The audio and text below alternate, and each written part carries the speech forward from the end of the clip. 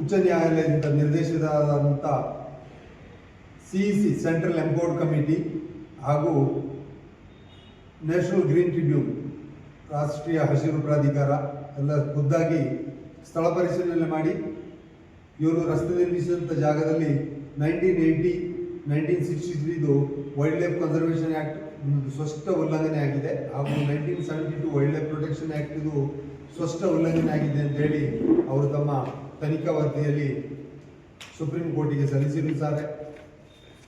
ಈ ಥರ ತುಂಬ ಫ್ರಾಜಿಲ್ ಝೋನ್ ಪುಷ್ಪಗಿರಿ ಅರಣ್ಯ ಅದು ಅಭಯಾರಣ್ಯ ಅಂತ ಹೇಳೋದು ಕೊಡಗಿನಲ್ಲಿ ಈಗಾಗಲೇ 2018ರಲ್ಲಿ ಪ್ರಕೃತಿ ವಿಕೋಪ ನಡೆದಿದ್ದು ಅಲ್ಲ ಮಾನ್ಯ ಮಂತ್ರಗೌಡ ಸಾಹೇಬರು ಮರೆತೋಗಿದ್ದಾರೆ ಅಂತ ನನಗೆ ಅನಿಸ್ತಾ ಇದೆ.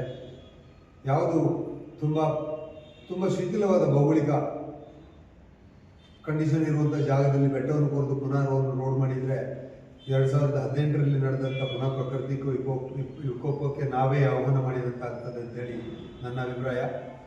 ಆದ್ದರಿಂದ ದಯವಿಟ್ಟು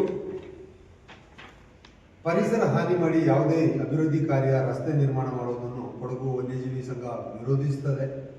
ಆದ್ದರಿಂದ ಮಾನ್ಯ ಶಾಸಕರಲ್ಲಿ ನಾವು ಮಾಧ್ಯಮ ಮಿತ್ರರ ಮುಖಾಂತರ ಏನೋ ಒಂದು ಮನವಿ ಸಲ್ಲಿಸುವುದು ಅಂತ ಹೇಳಿದರೆ ಅದು ಸಂರಕ್ಷಿತ ಅರಣ್ಯದೊಳಗೆ ಆಗಲಿ ಇನ್ನೆಲ್ಲಿಯೂ ಮಾಡುವಂಥ ಅವಕಾಶ ಕಾನೂನಿನಡಿಯಲ್ಲಿ ಇಲ್ಲ. ಪುಷ್ಪಗಿರಿ ಒಂದು ವನ್ಯಜೀವಿ ಅಭಯಾರಣ್ಯ, ದಯವಿಟ್ಟು ಅದರೊಳಗೆ ಯಾವುದೇ ಕಾರಣಕ್ಕೂ ರಸ್ತೆ ನಿರ್ಮಿಸುವಂಥ ಕಾರ್ಯಗಳನ್ನು ಮಾಡಬಾರದು.